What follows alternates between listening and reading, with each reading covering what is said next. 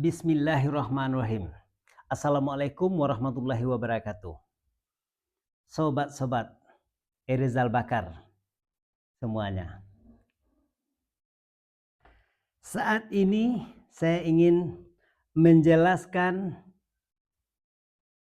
sebuah surat Al-Asr.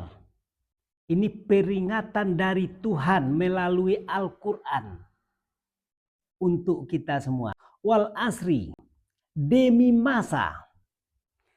Innal insana lafil khusr illal ladzina amanu wa amilus shaliha wa tawasau bil haq wa tawasau bis sabr. Demi masa, sesungguhnya manusia itu berada dalam kerugian. Ya. Wal asri, demi masa.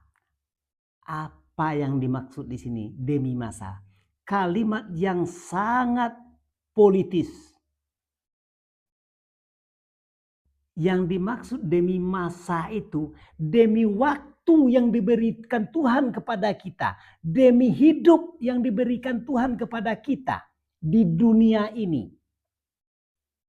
Ingat, hidup hanya satu kali. Kesempatan hanya satu kali. Ya, nah, demi masa yang satu kali ini, apa maksudnya? Nah, kalau kita tidak mempergunakan kehidupan kita sekarang untuk menyerahkan diri kepada pemiliknya, pemilik diri kita adalah Allah Subhanahu wa Ta'ala. Pemilik diri kita adalah yang suci. Pemilik diri kita tak lain dan tak bukan Allah Subhanahu wa Ta'ala. Kita wajib kembali kepada Allah tersebut. Allah itu maha besar. Allahu Akbar. Allah maha besar. Seberapa besar atau bagaimana kebesaran Allah itu? Allah itu meliputi seluruh alam, memenuhi seluruh rongga. Ya. Yang harus kita kaji, yang wajib kita pelajari, Allah itu pada diri kita. Bagaimana Allahu Akbar itu kita meletakkan di diri kita. Allah yang maha besar itu kita cari di diri kita. Ya, kebesaran Allah itu. Jadi kebesaran Allah itu meliputi diri kita ini. Diri kita ini namanya alam yang kecil. Kalau yang luas ini alam yang besar, alam lebar. Nah, ini alam yang kecilnya. Yang harus kita pelajari, yang wajib kita serahkan kepada Allah adalah alam yang ada pada diri kita. Ini alam yang kecil. Kecil karena hanya satu tubuh kita ini. Bukan alam yang luas. Di masa kehidupan kita yang ada sekarang ini, kita gali, kita kaji diri kita. Sampai kita bisa bersatu kepada yang suci tersebut. Bisa kita menyatukan diri kita kepada Allah. Nah, karena Allah itu meliputi seluruh alam di diri kita. Memenuhi sekalian rongga-rongga yang ada pada diri kita. Allah itu meliputi seluruh alam. Memenuhi seluruh rongga. Ada diri Allah pada diri kita itu semuanya. Kita pelajari ilmu itu supaya kita tidak menjadi orang yang merugi.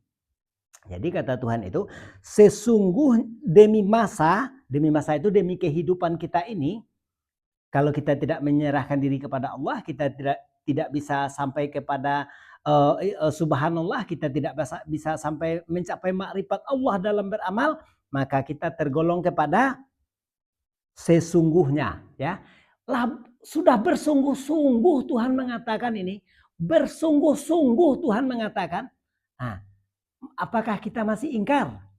Sesungguhnya manusia itu berada dalam kerugian. Siapa orang yang dalam kerugian? Orang yang tidak bisa masuk ke subhanallah. Orang yang tidak bisa berserah diri kepada Allah. di waktu dia hidup ini. Itulah dia orangnya yang merugi. Ya, jadi siapa yang tidak meruginya? Kecuali orang-orang yang beriman dan beramal soleh. Ya, yang tidak merugi itu orang-orang yang beriman. Iman itu rukunnya 6. Ke-6-6-nya kita wajib percaya. Kalau kepercayaan belum sempurna, pelajari ilmu secara hakikatnya. Jadi siapa yang tidak merugi? Orang-orang yang beriman, yang sudah sempurna, kuat, teguh imannya. Karena dia tahu rukun iman yang 6 itu. Percaya kepada Allah, percaya kepada malaikat, percaya kepada kitab-kitab Allah, percaya kepada hari yang kemudian, percaya kepada qadar dan qadar, percaya kepada, pokoknya rukunnya 6 itu. Lihat aja rukun iman nanti. Semuanya harus kita percayai dengan penuh. Nah, jadi siapa orang yang tidak merugi? Yaitu orang-orang yang beriman dan beramal soleh. Nah, jadi setelah kita beriman, kita harus juga beramal soleh. Beramal soleh. Amal kita itu mencapai tujuan. Tujuan kita kepada Allah ya harus sampai kepada Allah. Kita sedekah aja, sedekah kita itu wajib kita berikan kepada seseorang yang orang itu bisa menyampaikan kepada Allah. Kalau dia belum bisa menyampaikan kepada Allah atau tidak bisa sama sekali, ya berarti sedekah kita belum sampai kepada Allah. Nah, kira-kira begitu. Jadi orang-orang yang tidak merugi hanya orang-orang yang beriman dan beramal soleh dan berwasiat atau saling menasehati untuk kebenaran dan berwasiat untuk kesabaran. Kebenaran secara hakikat dan kesabaran kepada Allah. Sabar kita kepada Allah. Kebenaran yang dituntut di sini, kebenaran yang diberikan oleh Allah kepada Nabi. Nabi kita adalah orang sidik. Nabi kita itu diberi modal oleh Tuhan untuk menjadi seorang rasul. Modalnya 4. Sidik artinya benar. Tablik menyampaikan. Nah, sidik, tablik, amanah. Kepercayaan Allah dia. Kepercayaan kita juga. Seluruh umatnya. Fatonah, cerdik Nabi kita. Nah, jadi kebenaran di sini, kebenaran Allah yang sudah diberikan kepada Nabi. Nabi mengajarkan kepada kita. Makanya pedoman untuk mencari kesucian, pedoman untuk mencari bisa beramal kepada subhanallah atau beramal soleh tadi, kita berpedoman kepada Al-Quran dan hadis. Ya, untuk mencapai kesucian itu pedoman kita Al-Quran. Al-Quran itu kata Tuhan dan hadis daripada Rasulullah Shallallahu Alaihi Wasallam, Nabi kita. Itu pedoman kita untuk mencapai itu, mencari yang suci itu untuk kita bisa berserah diri kepada Allah. Jadi Tuhan sudah bersungguh-sungguh mengatakan di dalam Al-Quran, kalau kita tidak bisa sampai kepada yang suci, kita menjadi orang yang merugi. Orang yang merugi, kenapa dikatakan rugi? Setelah dia meninggal, diazab di alam kubur. Kerugiannya itu, azaban yang sangat pedih. Setelah selesai diazab di alam kubur, hari nanti kiamat, diazab di padang mahsyar. Azaban apa di padang mahsyar itu? Panas teriknya matahari, rasa sejengkal dari kepala. Kita tidak dikasih makan dan minum. Berapa lamanya di sana? 40 tahun. Satu hari saja bisa rasa 1000 tahun. Karena panasnya yang tidak tanggung-tanggung.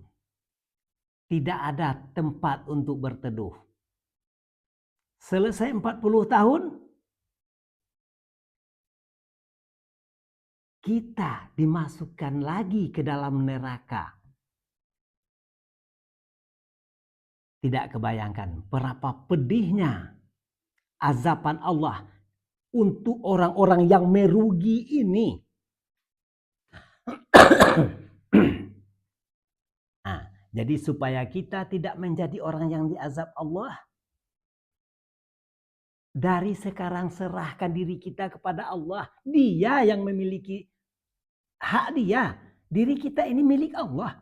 Serahkan sebelum direnggut. Matikan diri kita sebelum mati. Serahkan diri kita kepada Allah sebelum ajal menjemput kita. Supaya jangan sampai kita menjadi orang yang merugi. Jangan sampai masa yang diberikan Tuhan kepada kita, masa hidup di dunia ini, jangan kita sia-siakan. Nah, Allah memberi petunjuk. Rasulullah sudah menyampaikan. Saya akan bikin video tentang kapan itu Imam Mahdi keluar, kapan itu perang dunia, kapan itu Ya'juj Ma'juj. Nanti saya bikin sebuah video untuk itu.